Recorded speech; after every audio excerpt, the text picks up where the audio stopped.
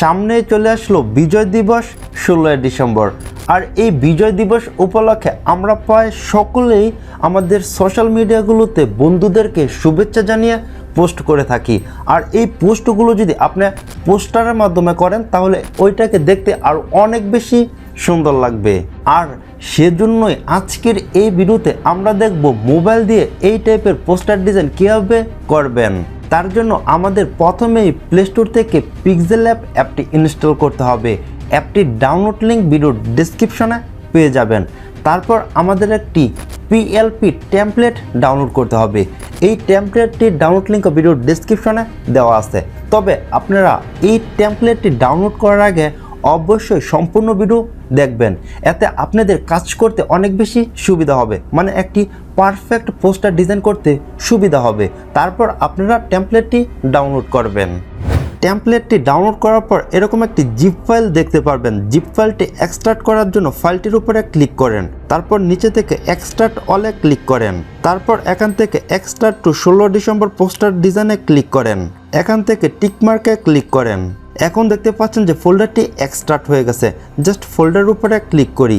এখানে দেখতে পাচ্ছেন যে PLP একটি টেমপ্লেট রয়েছে।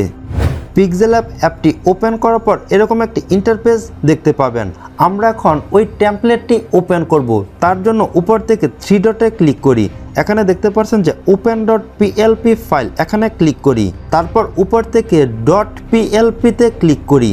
টেমপ্লেটটি যেই ফোল্ডারে রাখা আছে আপনি ওই ফোল্ডারে চলে যাবেন। এখানে দেখতে পাচ্ছেন যে টেমপ্লেটটি রয়েছে। জাস্ট এই টেমপ্লেটের উপরে ক্লিক করি। তারপর এখান থেকে ওপেন অ্যান্ড অ্যাডে ক্লিক করি। এখান থেকে ব্যাক করি। এখন দেখতে পাচ্ছেন যে পুরো পোস্টারের টেমপ্লেটটি ওপেন হয়ে গেছে। আমরা উপর থেকে লেয়ার অপশনে ক্লিক করি।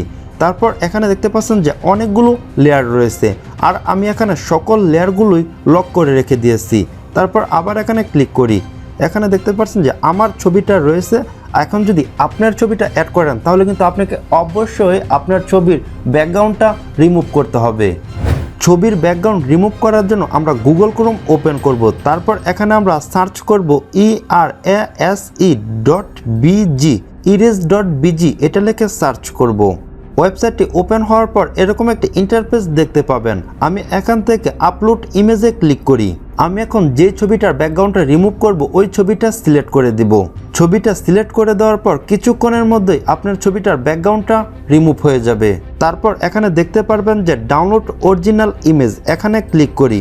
আমাদের ছবিটি ডাউনলোড হয়ে গেছে। আমরা আবার PixelLab অ্যাপে ফেরত আসব।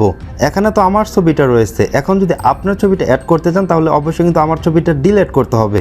তার জন্য উপর থেকে লেয়ার অপশানে ক্লিক করি আর এখান থেকে আমার ছবিটা ডিলিট করে দেই। ওকে, তারপর আবার এখানে ক্লিক করি।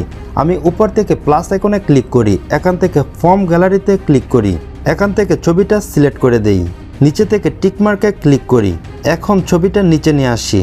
এখন দেখতে পাচ্ছেন যে আমার ছবিটা উপরে রয়েছে আর নিচে টেক্সটগুলো রয়েছে, শেপ রয়েছে। তার জন্য আমরা উপর থেকে লেয়ার অপশনে ক্লিক করি।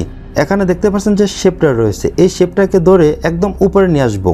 তারপর এখান থেকে মোহাম্মদ হাসানুজ্জামান এই টেক্সটটাকেও আমরা উপরে নিয়ে আসি। এখান থেকে গ্রাফিক ডিজাইন টেক্সটটাও উপরে নিয়ে আসি। আবার এখানে ক্লিক করি। এখান থেকে আপনার ছবিটা যতটুকু রাখা প্রয়োজন বা আপনার যেরকম রাখলে মনে হয় যে পারফেক্ট রয়েছে এতটুকু ছোট বড় করে এখানে অ্যাডজাস্ট করে নেবেন। আবার এখানে ক্লিক করি। এখান থেকে এই ছবির লেয়ারটি লক করে দেই।